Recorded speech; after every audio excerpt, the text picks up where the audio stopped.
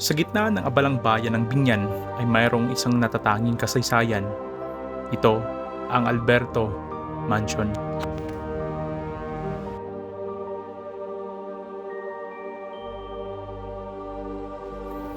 Ang Alberto Mansion ay isang makasaysayang heritage site at higit sa 200 taong gulang. Ito ang ancestral na bahay ng ina ni Dr. Jose Rizal na si Teodora Alonzo. Mayroong 2 palapag. Ang gusali ay isang halimbawa ng bahay na bato. Ayon sa pamahalaang lungsod ng Binyan, ang istruktura ay humigit 10% ng orihinal bago ang 2012 na pagbagsak ng bubong. Ito ay matatagpuan sa harap ng sentrong pangkultura ng Binyan na siya ring dating Binyan Municipal Hall. Ang bahay na ito ay itinayo noong 1800 at pagmamay-ari ni Jose Alberto Alonzo. Ang bahay ay kilala sa koneksyon nito sa pamilya ni Dr. Jose Rizal. Si Alonzo ang ama ng ina ni Dr. Jose Rizal na si Teodora Alonzo Realonda. Ang Binyan ay kung saan ginugol ni Realonda ang kanyang teenage years at kung saan nakilala niya ang ama ni Rizal na si Francisco Mercado na nakatira sa isang malapit na bahay. Ang ari-arian ay ipapasa sa ilang henerasyon. Ang bahay ay mayroon ding ibang mga nangungupahan tulad ni Cipriano Alberto na naging alkalde ng Binyan noong 1790 at 1802.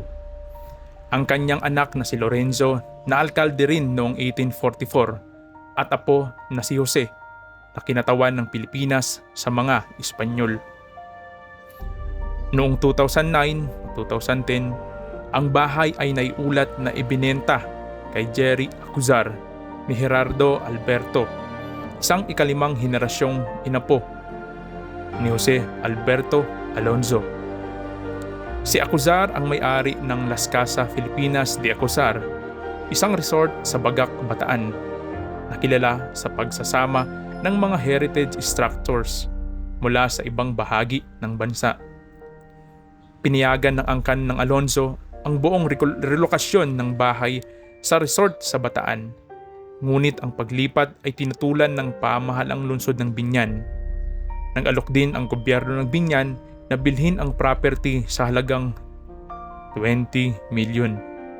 Ngunit tinanggihan umano ng may-ari ang alok ng lokal ng pamahalaan. Naglabas din ng ordinansa ang pamahalang lungsod ng Binyan noong 2011 na nagdideklara sa Alberto Mansion bilang isang heritage site. Noong October 21, 2012, gumuho ang bubong ng gusali na hinhinalang resulta ng pagbuwag sa loob para ilipat sa Azucar Resort sa Bataan. Hiniling din ng Konseho ng Binyan na ideklara ng National Historical Commission of the Philippines ang gusali bilang isang National Historical Landmark upang payagan ang pag-agaw nito. Kasama ng lokal ng pamahalaan ng Binyan ang United Artists for Cultural Conservation and Development City of Binyan ay nagtaguyod para sa pagpapanumbalik ng bahay. Naantala ang proseso ng expropriation dahil nakipag-usap ang may-ari ng bahay sa gobyerno ng Binyan.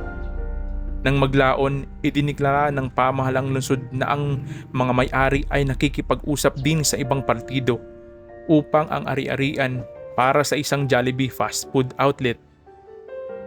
Ang gobyerno ng Binyan ay nagsampa ng kasong expropriation noong Mayo 2017. Ang expropriation ay ipinagkaloob ng lokal na hukuman sa parehong taon.